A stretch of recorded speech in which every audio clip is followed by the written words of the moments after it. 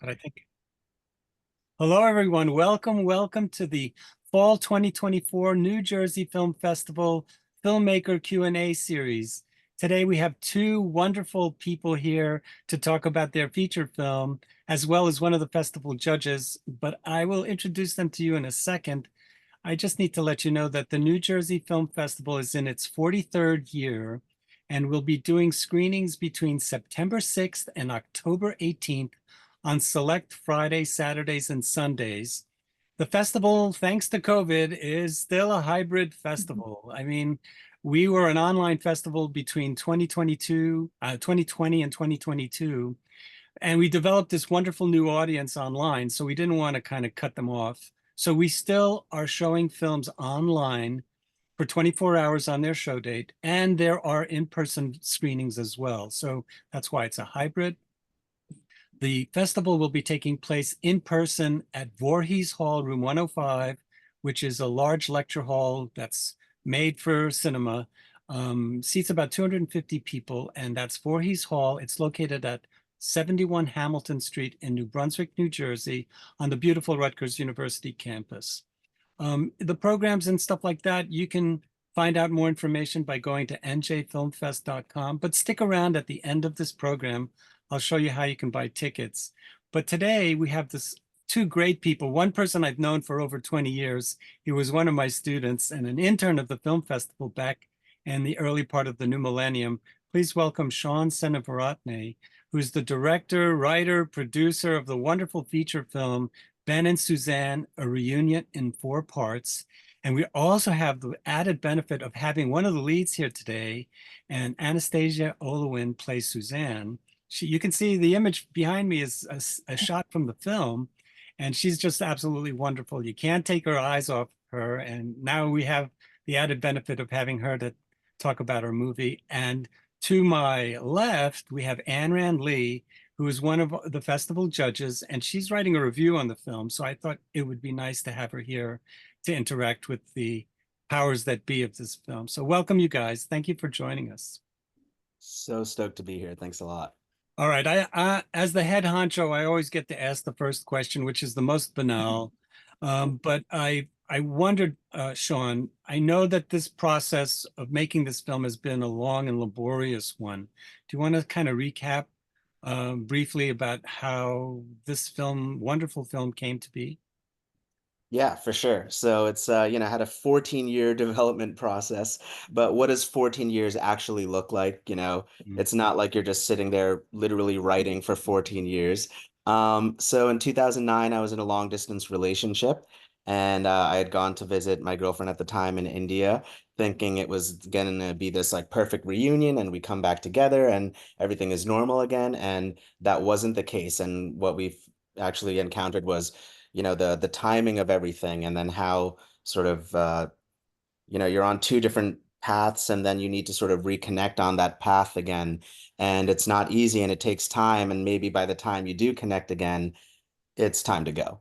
Yeah. And so there's something about, while going through this experience that was like really difficult, I thought it was interesting, and I just couldn't get like the ideas out of my head, and like how much it just like spoke to a certain kind of romantic coming of age and understanding who you are and how you're growing and how someone else grows alongside you.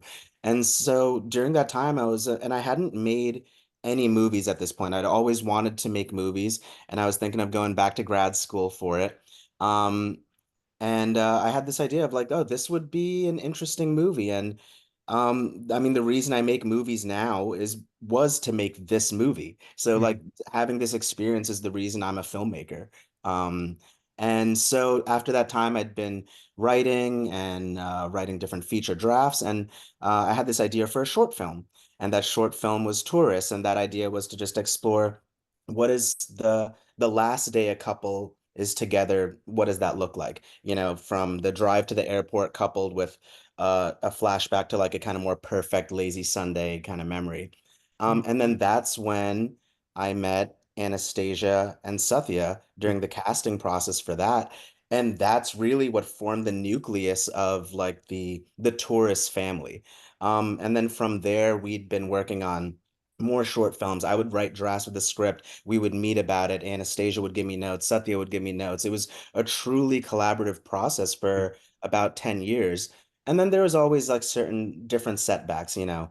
You apply to a lab and then you don't get in and then you feel demoralized and you know, a lot of comes into it too, where it's like, oh, you know what, like the script's not ready yet, but actually maybe the script is fine and I'm just scared to take Mm, that step because what does that step entail? That step entails raising money and actually having to do the thing. Um, and then 2020 came and I was like, okay, maybe 2020 will do it. And then that was not going to happen. The year after, my mom got really sick and passed away. So then didn't make it then. And then the year after that, there was a huge economic crisis in Sri Lanka. So didn't make it then. And as I was approaching 40, I was like, I need to make this movie now or I'm going to fall into a very deep depression. And that was the sort of kickstart. And I went to do a location scout with Anastasia. So we went to Sri Lanka together last February, February 2023. We shot a short film on High 8 Video and Super 8. And while we were doing this location scout, we met with the production company, and that was the impetus for everything really kickstarting. And once you pay that first check, everything is in motion. So we had to pay the first check for the location scout, and it was like, okay, this is real now. Money had to come out of my account. And so then it was just the sprint to get everything ready, and then we shot in July, and you know, very short turnaround time from when development pre-production started in the spring, and then by next spring, March 2023, we were premiering at South by Southwest. So mm. that is the very condensed version of what the 14 years looked like. Yeah, folks, you can definitely see another interview that I did with Shaun at East Brunswick Television, EBTV. And if you go on YouTube, you can find it. And I think Shaun mentioned some other things that took place, like there was a SAG strike, and there were other obstacles. And I always tell my students that filmmaking is all about if you can survive the act of attrition, you know. There's so many hoops and obstacles thrown in your way, and it's how much do you want to make this movie? And especially when you're starting to empty your wallet, it becomes something that you really, really, really have to do. And I think it's wonderful to see the whole process. We're proud to say that we showed tourists 6 years ago. And so I'm enjoying the journey, and I'm really, really happy for you and your crew and cast that you're getting the attention and the deserved accolades for this project. I turn it over to Anran. Anran, you know I like to hog the stage, so I won't do that today. I'll let you ask some questions too. Don't worry about it, but thank you. First of all, I wanted to ask Shaun a kind of a funny but little bit trivial question, but that's been bothering me for a long time. I actually bother my friends over and over again asking this. It's about the chocolate. Yes. So You're not the first person to ask this question. I've been thinking, is there something symbolic behind, or is it just there for the funny part? Is it just for the comedy effect? Yeah, so with Toblerone, all right, so I think so. My take on symbolism, I'm not like into the idea of like overt symbolism, where it's like, okay, this Toblerone is here because it's a representation of like all the baggage and everything that they have, and he's just carrying this thing around. Um, that's not the idea going into something, but I think that is the idea that one can take out of it. So truly, like the Toblerone being there is one, I think a sign of international travel. You know, whenever you're traveling and you go to the duty-free shop, what do you see? The huge Toblerone display.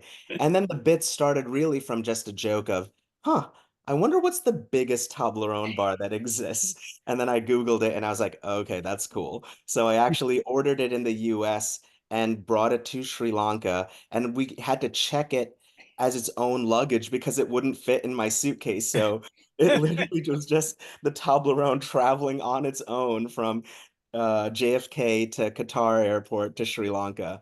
But then when you introduce any idea into a movie and then you keep seeing that idea pop up again, it builds its own internal meaning. So I think it develops its own internal meaning throughout the course of the film, but it definitely didn't start out with a kind of, okay, this idea is meant to be symbolic of X. But of course, it does take on a certain kind of like meaning over the course of the movie. So yeah, it's a combination of like a joke and this idea of like a very inconvenient thing that is being carried around throughout the course of the film. I mean, it's no accident that Ben is wearing a yellow shirt and he's carrying around this big yellow Toblerone. Anastasia, tell us about the process for you. I mean, you went scout location hunting with Shaun, and were there any revelations when you went on that scouting trip that you eventually brought to the part of Suzanne? So we actually, that was such a wonderful trip. First of all, it was my first time in Sri Lanka. We stayed with Shaun's family. It basically was Shaun's entire family piled into a van with the two of us, like driving around the countryside. So like the most unique and fantastic way to see a country for the first time. It was really special to me. So we had the best time on that. But we also kind of inadvertently, we didn't plan it like this, but it ended up being the case that by the time we were shooting the feature, I had been to Sri Lanka and I had had my own experiences there, and Satya never had. So we kind of inadvertently method acted this very real scenario between them, where I was able to say like, oh, we went here, like this is what I know about this place, I love this food, and I was introducing Satya to things in real time in a way. So again, we didn't plan it that way, but it was kind of a happy accident of the experience of making both that little short and the feature. Very I cool. think And a funny thing. you learned some of the language too, right? I learned a couple words. Stuti is thank you, and it's the only one that I can like really hold on to. And it would be like, stop thanking us, we're just doing our jobs. I'm like, I don't know how to say anything else. When we were shooting the scene in Peta Market, actually, we were trying to find some of the places that Anastasia and I had visited in February, and Anastasia was the one that was just like Suzanne, able to sort of get us to the location. She's like, oh, wait, okay, so no, I remember this place over here, and that was across the street from there. So it's like, just like in the movie, she was guiding us to where we needed to go film. Wonderful. Anran, do you have another question? Yeah, it's actually for Anastasia because I was excited to see her so much this morning. So That's so sweet. Thank you. I'm surprised. Because I saw on the other interview that you were really excited to have this role, and so I wonder what's your understanding of Suzanne and what's your interpretation of their relationship? Like, what do you think of Ben as Suzanne? Oh gosh, what do I think of Ben as Suzanne? I mean, I think what Shaun was saying earlier, like timing is so imperative in relationships, and not just, the timing in the world, but like where you are in your life and where you are in your personal journey when you meet someone, and then where they are in their personal journey when they meet someone. And I think, speaking of language, a lot of this film is about them communicating to each other in different languages in a way, and they're hearing each other, but they're not quite saying the words that the other person is internalizing and understanding in their own true way, I think. And I think it takes them quite a bit of the movie to get to a point where they are actually having a conversation. By the time they get to talk about Starship Troopers, I think that's almost the first time in the film that you see them like truly on the same page with each other. But I don't think that they realize that they're on different pages for so much of the film. And so I think that Suzanne cares very much about Ben. This is someone who's been very important to her in her life and in her past, but she's just in a very different place at this point. And it takes her a while to realize that he's not meeting her. I mean, so I don't find fault with either of them. I think they're both, what I've always loved about this project and Shaun's characters is that both of these people feel very authentic. There's no good or bad or right or wrong in either of them. They're just complex people who are coming up against each other in a way. I think that's one of the selling points of the film, is that so many people have had to deal with a long distance relationship. And I'm sure every one of us here has. And the difficulties of reconnecting are so real. And I think that's one of the real wonderful aspects of the film. It's like, oh, hi, baby, we're back together again, and everything is just perfect. It really takes some kind of marination period where they kind of reconnect. And I think it's the events and the mishaps that make those things kind of come back together again. And I mean, how much of this is real, Shaun, from real events? How much of this is autobiographical? I mean, the structure of the plot is fairly close to the experiences that I had. Mm, And then they're autobiographical in many different ways. So for example, like there's the plot aspect of like just the traveling around, and then the stomach sickness stuff like that happened. mm, Um some things, did not happen, like, like having to search for Plan B in like Sri Lanka.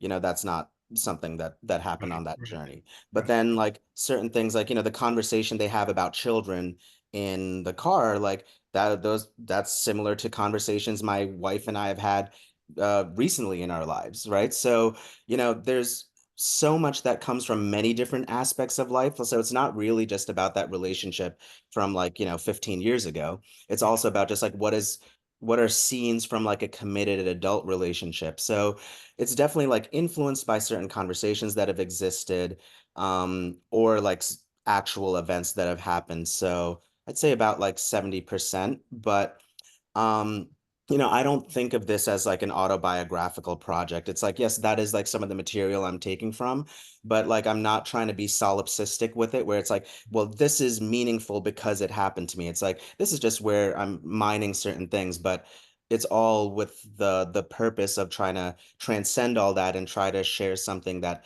feels really true about how couples can reconnect and connect to each other.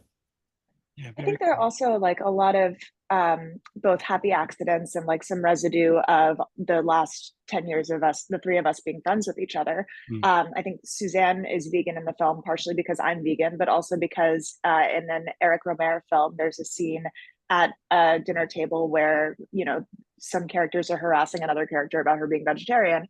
And so and Suzanne isn't vegan for any specifically any of those reasons, but like it ends up becoming a way to show that she's a different person than she was when she last saw Ben. mm. And so there are a lot of our own experiences, and Shaun's has this incredible filmography in his head, and there are a lot of like accidental and purposeful references to other films in this film as well. Here, here. I like that because I remember we used to talk about Kubrick all the time back when he was just a pup.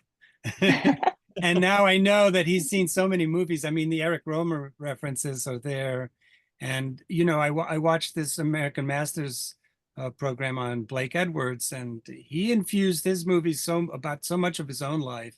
And I think every artist does that. Even as an actor, put yourself in there because that's the way that you can show other sides of yourself to the world. And I think that's really magical.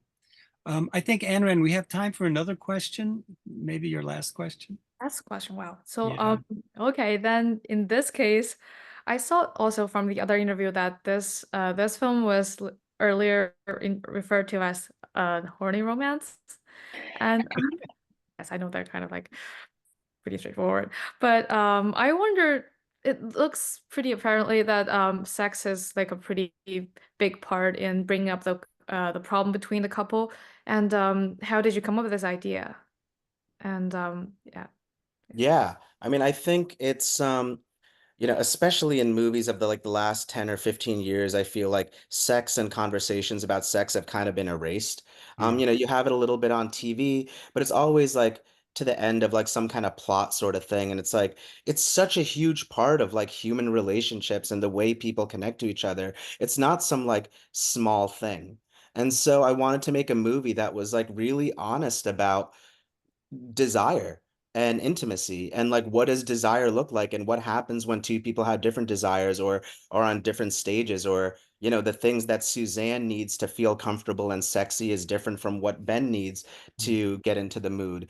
And how do couples negotiate this? I mean, if you're in a long-term relationship, like you're having these conversations with your partner about sex. It's not like, just what it was in like college or something like that, where it's just like, okay, yeah, like, or like what it is at like the beginning of like the early stage of a relationship. It becomes a different thing. And I don't think I've really seen movies that really tackle that in a true way. So mm. it's very much a movie about horniness, at least from Ben's perspective.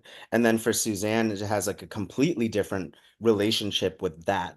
And I mean, I think even in like my notes, I have like a notes app on my phone that like I just have a long running list of whenever ideas pop in. And I remember one time typing in this this thought that was like, has anyone ever died of horniness?